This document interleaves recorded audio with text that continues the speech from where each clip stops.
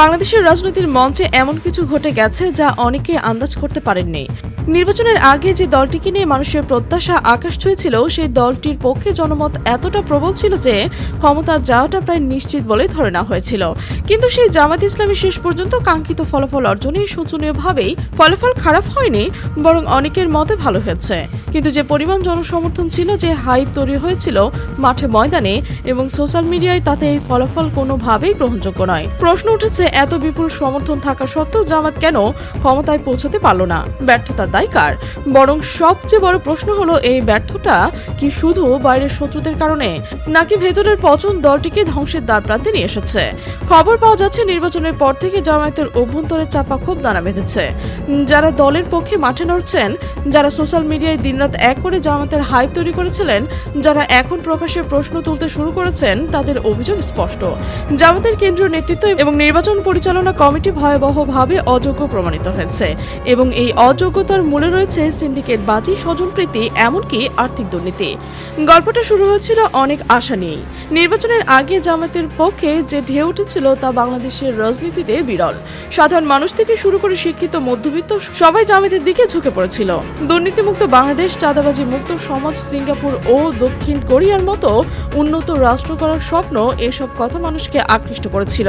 কিন্তু স্বপ্ন আর বাস্তবের মধ্যে যে বিশাল ফারাক, সেটা নির্বাচনের দিন এবং তারপর প্রকটভাবে ধরা পড়ল।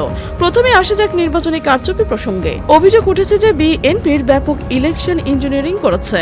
ভোটের ফলাফল পাল্টে দেওয়া হয়েছে, কিন্তু এই কারচুপি ঠেকানোর দায়িত্ব তো জামায়াতেরই ছিল।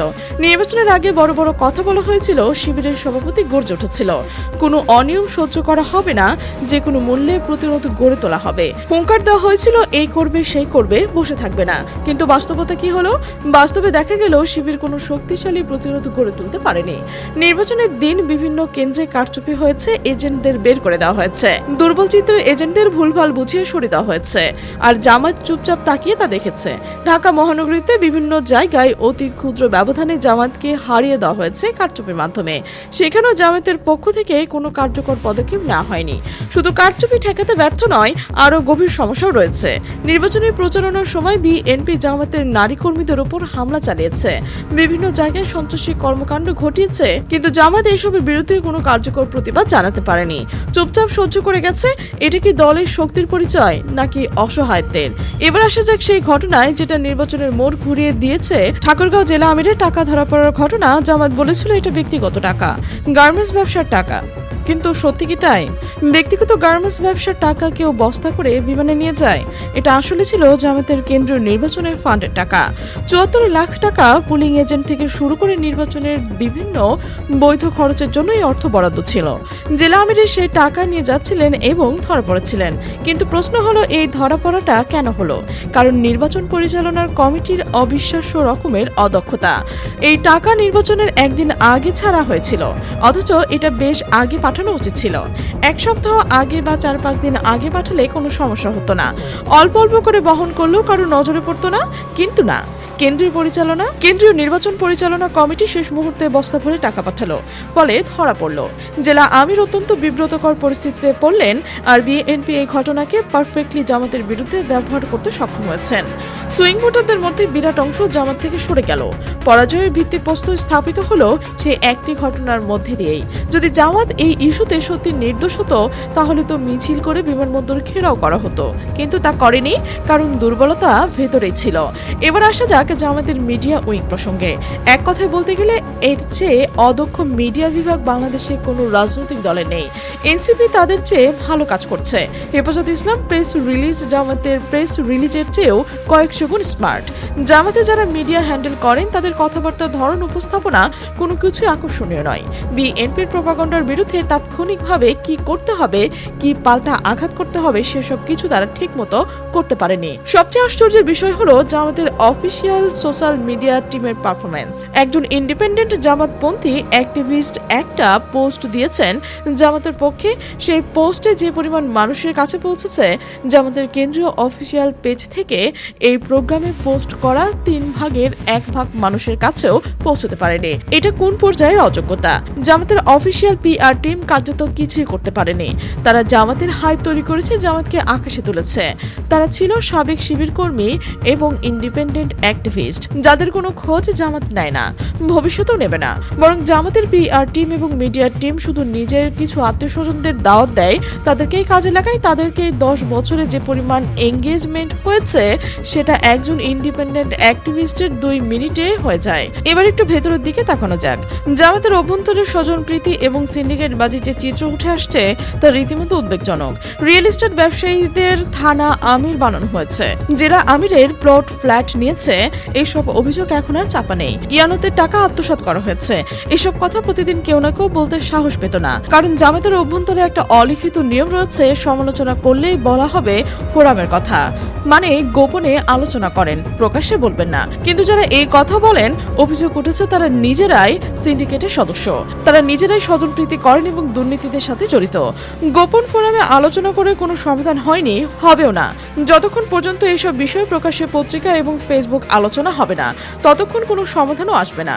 আরও একটা ভয়াবহ চিত্র উঠে এসেছে নির্বাচনী বাজেট নিয়ে। বিভিন্ন জায়গায় জামাত এ গ্রেডের আসন ধরেছিল, অর্থাৎ জেতার সম্ভাবনা ছিল বেশ জটিল। অথচ যেসব জায়গায় পোলিং এজেন্টদের খাওয়া দাওয়ার খরচ নির্বাচনের বেশ কয়েকদিন পরও বাকি ছিল, এটা কোন পর্যায়ের অব্যবস্থাপনা? নির্বাচন পরিচালনা কমিটি টাকা পয়সা কিভাবে ছেড়েছে, কোথায় গেছে, কে মেরেছে? এসব প্রশ্নের উত্তর কেউ দিচ্ছে না। প্রত্যন্ত অঞ্চলের চিত্র আরো হতাশাজনক। এমন এলাকা পাওয়া গেছে যেখানে সাধারণ মানুষ বসে রয়েছে জামাতের ভোট দেবে বলে, কিন্তু সেখানে জামাত কেন সবার কাছে পৌঁছতে পারল না? বিএনপির ভোটার ছিল কম, নেতা ছিল বেশি। তারা সিস্টেমেটিক ভাবে আওয়ামী লীগের ভোট সহ সবার ভোট টেনে নিয়ে এসেছে, কিন্তু জামাতের লোকজন এইভাবে সক্রিয় থাকতে পারেনি। নির্বাচন পরবর্তী সহিংসতা ডাটা কালেকশন করতেও জামাতের অদক্ষতা প্রকটভাবে ধরা পড়েছে। শোনা যাচ্ছে যে এই দায়িত্ব নাকি দেওয়া হয়েছিল বুয়েটের সাবেক এক সভাপতিকে, অথচ তিনি মোবাইল ফোন বন্ধ করে ঘুমিয়ে পড়েছেন, খোঁজ খবরও নেননি যে তার কোনো দায়িত্ব আছে। এটা ক্যাডার ভিত্তিক স্বজনপ্রীতির চূড়ান্ত নমুনা। এমনকি জামাতের নির্বাচনী ইস্তেহার নিয়েও গুরুতর প্রশ্ন রয়েছে। ইস্তেহারে অনেক দুর্বলতা ছিল, অনেক সমালোচনারও জায়গা ছিল, কিন্তু জামাতপন্থী প্রচারকরা সেগুলোকে এড়িয়ে গেছেন, শুধু ভালো দিকগুলো তুলে ধরেছেন। কিন্তু একটা বড় অসংলগ্নতা লুকিয়ে রাখা যায়নি। জামাতের অফিসিয়াল ইস্তেহারে লেখা ছিল জেলায় জেলায় বিশেষায়িত হাসপাতাল করা হবে, কিন্তু আমিরে জামাতের বক্তৃতায় বলেছে জেলায় জেলায় মেডিকেল কলেজ করবেন। এই অসংলগ্নতা কেন এসব লিখে দেওয়া হয়েছিল? তারা আশেপাশে উপদেষ্টা কারা? নির্বাচনী প্রচারণায় তিনি আরো অনেক উল্টোপাল্টা কথা বলেছেন, যা সে সময় চেপে যাওয়া হয়েছিল। সবচেয়ে কঠিন কথাটা এবার বলা যাক, আমিরে জামাত নিজেও এই ব্যর্থতার দায় এড়াতে পারেন না। তার নিজের বিশাল সীমাবদ্ধতা রয়েছে এবং অনেকের মতে অযোগ্যতা রয়েছে। তুলনা টানা হয়েছে তারেক রহমানের সাথে। বলা হয়েছে তারেক রহমানের যে রাজনৈতিক দূরদৃষ্টি, কৌশল, যোগ্যতা এবং নেতৃত্বের ক্ষমতা, সেই ধারের কাছেও আমিরে জামাত এখনো পৌঁছতে পারেননি। এটা তাকে অন্যরকম ভাবে করতে হবে, তাকে সতর্ক করতে হবে এবং সংশোধনের পথে আনতে হবে। জামাতের মধ্যে অনেকেই বলেন যে এক্সপার্ট রয়েছেন, এত জ্ঞানী লুকি মেধাবী লোকও রয়েছেন, কিন্তু বাস্তবতা হলো এই মেধাবী এবং এক্সপার্ট লোকজন জামাতের নীতি নির্ধারকদের কাছে যেতে পারছে না। নানা সিন্ডিকেট তাদের পথ আটকে রেখেছে, ফলে সিদ্ধান্ত নেবে অযোগ্য লোকেরা, আর যোগ্য লোকেরা বাইরে বসে থাকেন। এমন অভিযোগ উঠেছে যে অনেক জেলা আমির নির্বাচনে জিতে কি হবে এই মানসিকতা ছিলেন। তাদের কাছে নির্বাচনে বিজয়ের চেয়ে ব্যক্তিগত সুযোগ সুবিধা বেশি গুরুত্বপূর্ণ ছিল। একটা গাড়ি তো আছে, এই ধরনের ভণ্ডামি দলের ভেতরে চলছে বলে অনেকেই মনে করছেন। কিন্তু এত সমালোচনা সত্ত্বেও একটা বিষয় স্পষ্ট, বাংলাদেশের মুক্তিকামী জনতার কাছে জামাত ইসলামী ছাড়া অন্য কোনো অপশন নেই। দুর্নীতিমুক্ত, চাঁদাবাজি মুক্ত একটা সোনার বাংলাদেশ গড়তে হলে জামাতকে সেই ভূমিকা পালন করতে হবে। এই জন্য এত সমালোচনা, এই জন্য এত চাপ। জামাতকে ঢেলে সাজাতে হবে, পুনর্গঠন করতে হবে, ব্যর্থ নেতাদের বিরুদ্ধে সাংগঠনিক ব্যবস্থা নিতে হবে, স্বজনপ্রীতি সিন্ডিকেট ভাঙতে হবে, তরুণদের নেতৃত্বে যাদের রাজনৈতিক চেতনা রয়েছে, মাঠে লড়ার সাহস রয়েছে, অযোগ্যদের সরিয়ে যোগ্যদের পথ দিতে হবে। নইলে যে জনসমর্থন আজ জামাতের পক্ষে রয়েছে সেটা দ্রুত হারিয়ে যাবে। জনগণ একবার ভোট দিয়ে হতাশ হয়েছে, দ্বিতীয়বার যদি এই ভুলের পুনরাবৃত্তি হয়, মানুষ আর ফিরে তাকাবে না। সময় ফুরিয়ে আসছে, জামাতের নেতৃত্বকে এখনই সিদ্ধান্ত নিতে হবে। তারা কি পরিবর্তন হবেন নাকি ইতিহাসের আস্ত করে নিক্ষিপ্ত হবেন? সবার চোখ এখন জামাতের দিকে। পরবর্তী পদক্ষেপটা নির্ধারণ করবে এই দলের ভবিষ্যৎ, এই দলের ভবিষ্যৎ, এই দলের ভবিষ্যৎ, এই দলের ভবিষ্যৎ, এই দলের ভবিষ্যৎ, এই দলের ভবিষ্যৎ।